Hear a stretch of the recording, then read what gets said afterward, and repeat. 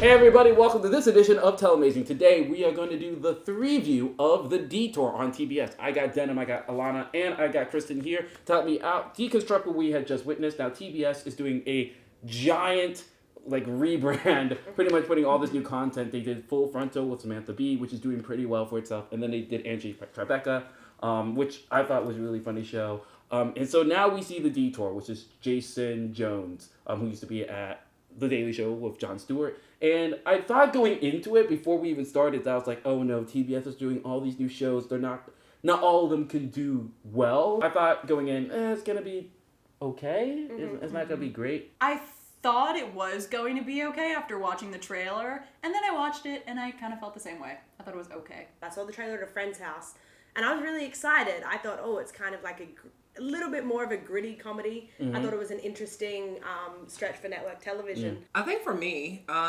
and y'all know I hate comedies, and that will never change. Yeah. But I actually enjoyed this one. Good. This one I was like, I did well. This is great. Look, I don't know what time it comes on or what day it comes on, but I was just like, I actually like this show. Good. And so let's talk about the pilot. The pilot, I thought, actually, I was on it from beginning to end. I thought that the very first scene of teaching your son how to drive, and it's just ludicrous, is so funny, and how it wrapped around the exposition of, okay, they're going on a trip, okay, the kids did something bad, and now they're in this situation, and now that's why the car's not starting, and that's all because of him being fired from the job.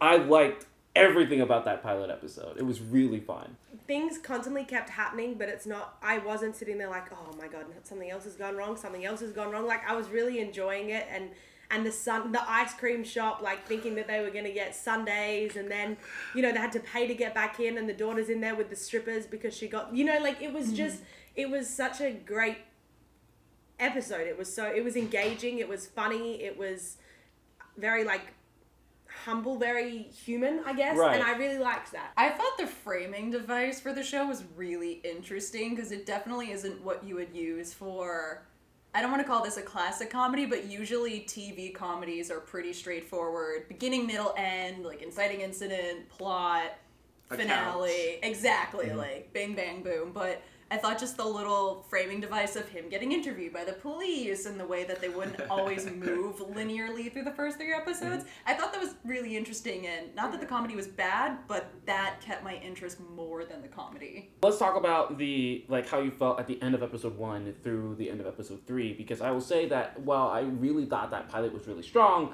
I will say going episode to episode, while I can't say each episode was weak necessarily, but it was just kind of my waning interest in it did go down as the episodes kept going. I feel like that by the end of the first episode I was like, this is going to be a great show, it's going to be really, really funny.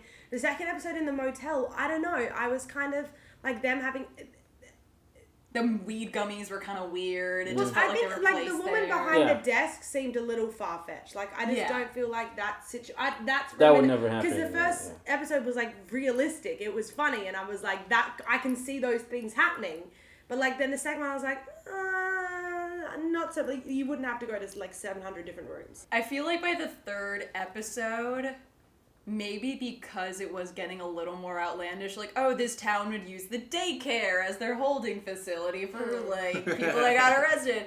It was funny, but it almost felt like the writers were trying to come up with just more and more and more and more and more ways to stall them, rather than it feeling like a natural path, which is what the first episode did really well. Right. And then the second and third episode, it kind of felt like they were just throwing things in the way in order to keep them on detours. When you put up a sign saying, hey, kids were kidnapped, you know that people are going to react differently to that, but you don't know what the situation is going to be, how that's going to go down. Yeah. And that was what was exciting, and seeing Jason Jones' reaction and all that sort of stuff in the pilot was hilarious. I loved it. The difference is by the 3rd episode, when they literally insert that thing, this is a thing, we all know how this is going to end. Right. One of them definitely did it, and they're not trying to tell the other person, and we know it's the wife because of the way that the husband's flipping out, going this is ridiculous, I never did this. And so it's just kind of it becomes predictable. There are unconventional ways of doing really conventional things. Right.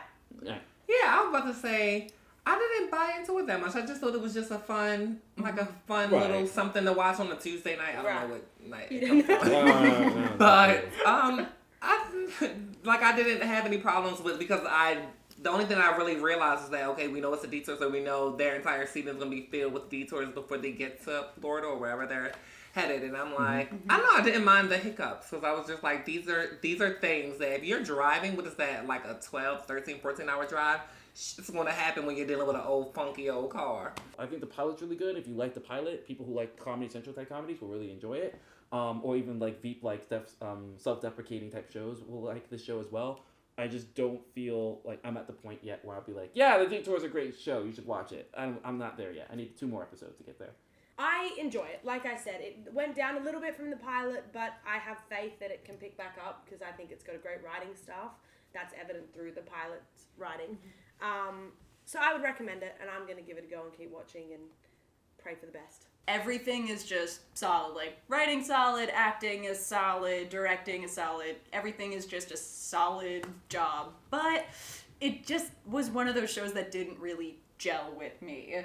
You know, the way that you watch a show and you really, really want to like it, but it's just not getting to you the way that some shows do. So I don't think I'm going to keep watching it, but I would recommend it to people. I think that for me, I'm still on the fence. While I personally am getting into it, don't know if I would recommend it just yet. So I'm just happy you like a comedy. It's a breakthrough. I'm like, It's a real breakthrough. I've won today. That's all I ever wanted was Denim to like a sitcom that I recommend, and then And that's it for our 3 review of The Detour. I want to thank Alanah and Kristen and Denim for helping me out. And if you like this video, please give us a thumbs up. And we do so much for Telemazing. We do 3 videos a week. We do other 3 views, which are show reviews. Along with that, we do top 5s and we do games here. So subscribe. We do so much. And also, we do a Monday podcast and we do a Wednesday Telemazing live segment. So subscribe. Join us. We are awesome. This group is awesome. My other panelists are awesome. You're awesome for watching us. I'm going to just awesomely be done with this. So, watch some TV. I'm done. I'm out. See ya. Bye. Get out of here. Go watch our other videos. Go. MTV.